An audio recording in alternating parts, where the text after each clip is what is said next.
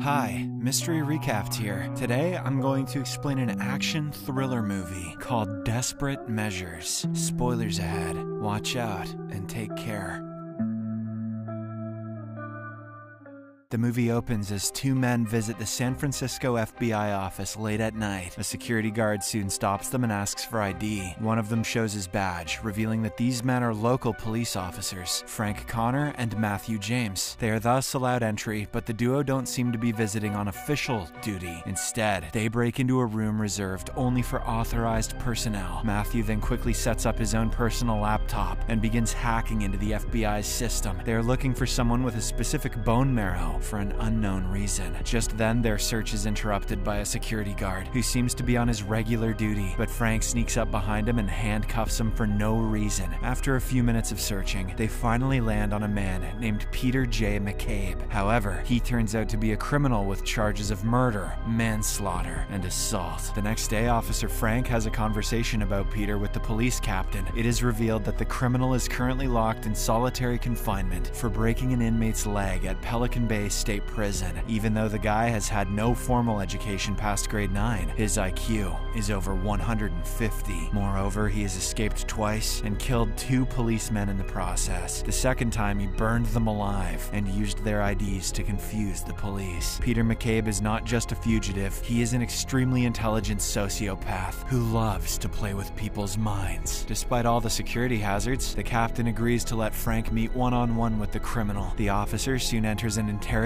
room where Peter is tied to a chair. It is at this moment the reason for his visit is finally revealed. Turns out that Frank's 8-year-old son has leukemia. The boy desperately needs a bone marrow transplant or else he will die. After appealing for donors on TV for the past 6 months, Frank eventually decided to take the search in his own hands. He broke into the FBI office and looked through all the databases. The only person that matches the requirements for the transplant is Peter. Despite finding out that he can save a kid's life, the criminal has no intention of helping. He messes with Frank and makes him beg, before saying he will think about it. The desperate father tries every trick in his playbook to change the criminal's mind. He even declares that his son is Peter's only way of redemption. However, it is obvious that a criminal like him doesn't seek redemption. All he wants is fun and freedom. Frank leaves the prison in desperation and goes to the hospital to meet his son Max. There, he is met with more bad news, as the female doctor reveals that Max only has a few more weeks to live without a bone marrow transplant. She asks Frank to prepare himself for the worst, but the latter refuses to listen. It turns out that Max doesn't know that his cancer is back. He is excited about a new aviation book that his father gifted him and has no worries about the world. However, upon sensing his father's worry, the kid figures out something is wrong and inquires if he is going to die. Frank tells him about the cancer resurfacing, but lies that he has found a donor willing to participate. The kid is joyous, but also passes a heartfelt message to his father. Even if the surgery doesn't work, Max knows his dad did everything he could to help. Just then, Frank gets a call from the prison. Peter has finally agreed to the transplant, but wants to meet Max before he confirms it. The officer is a little skeptical, but he promises to bring the kid the next day. In the following scene, Peter and Max are together in an interrogation room. The criminal asks the kid to call him Uncle Pete and talks to him for a while. There is nothing malicious in the conversation, and Peter even promises to be the kid's donor. But when Max runs to his father in excitement, the criminal comes up with a bunch of demands. He wants to get out of solitary confinement and be able to socialize with other inmates. He also wants his smoking privileges back, and he should be allowed to use the computer in the prison library. The warden is not cooperative enough to grant such demands at first, but after Frank pulls some strings, he eventually agrees. Shortly after, Peter is given a cigarette, which prompts him to sign the consent form. The cops then leave him alone, and Peter begins the first step to his master escape plan. He ties his shoelace to his thumb and dislocates it. Meanwhile, Max is worried that he is going to receive bone marrow from a criminal like Peter, but his father asserts that receiving blood from an old person doesn't make you old. Likewise, Peter's sins have nothing to do with his body. So I can drink an old guy's blood?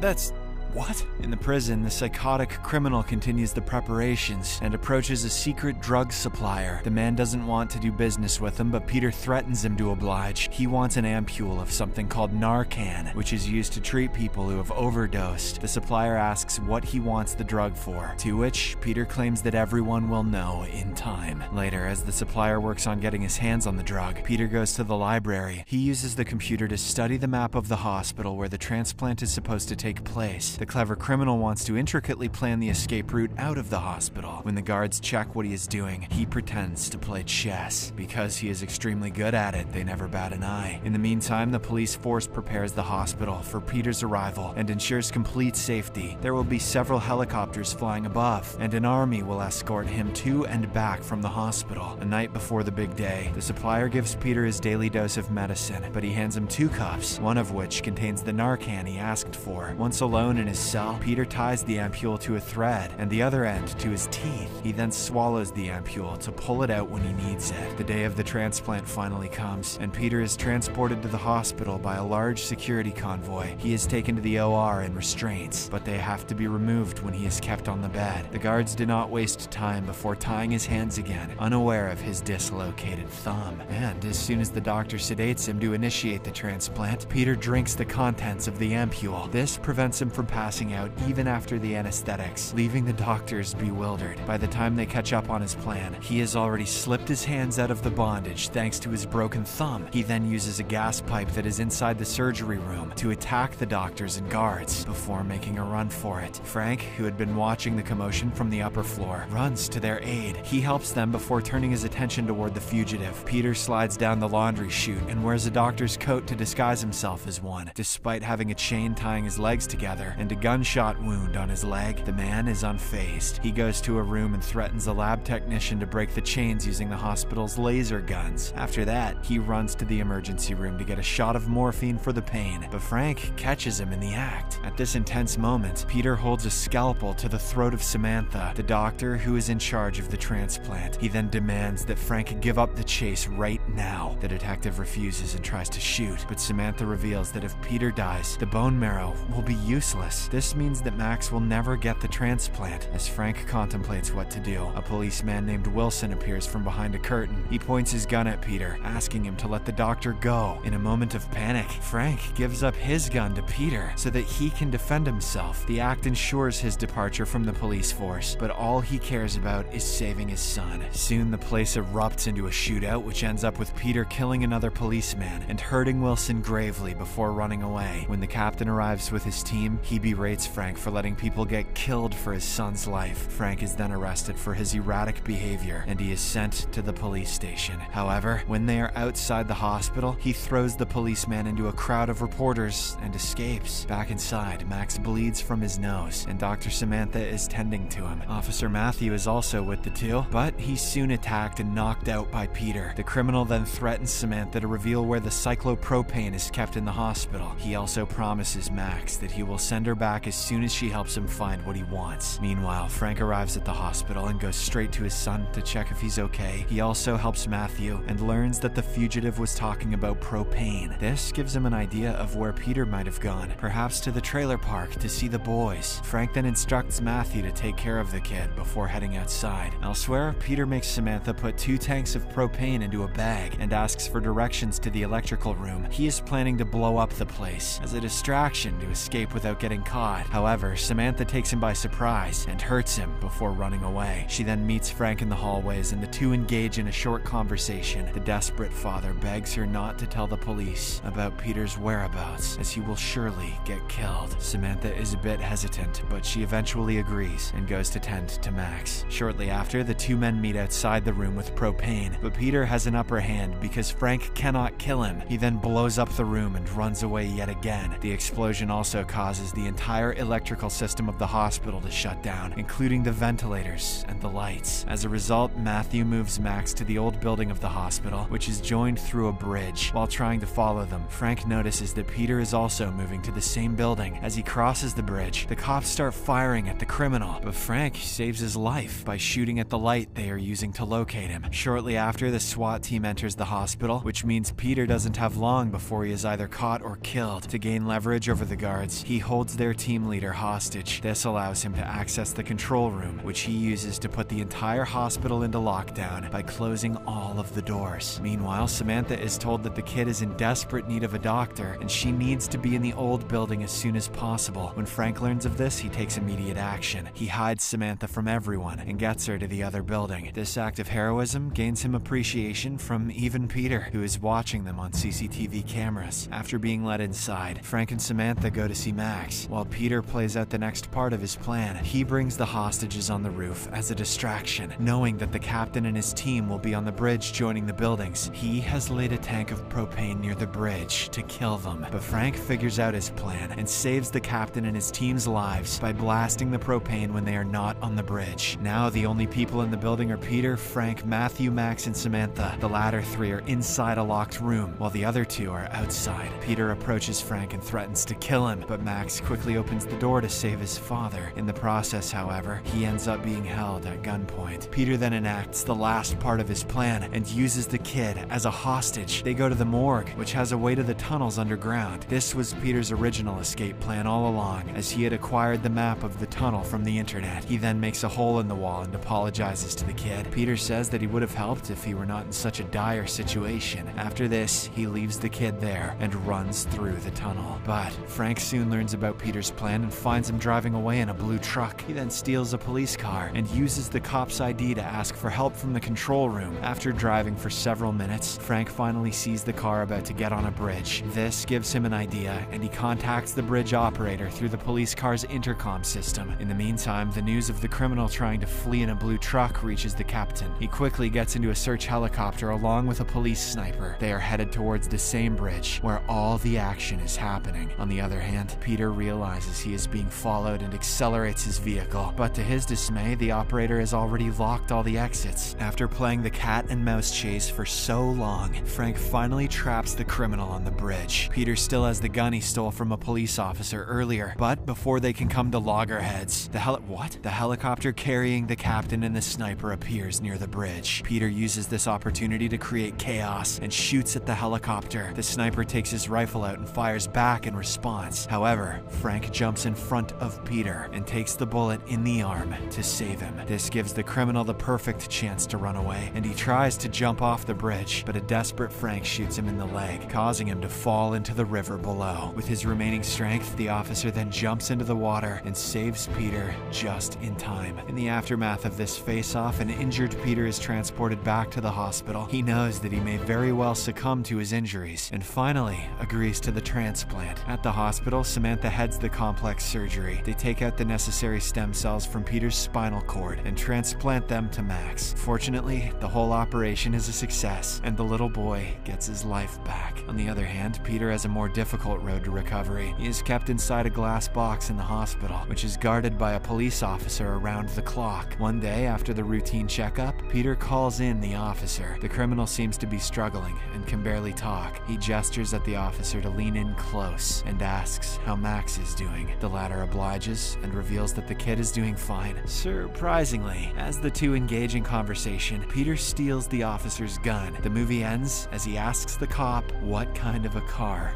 he drives. Subscribe for more videos like this, turn on notifications, and leave a like to help the channel out. Thank you for watching.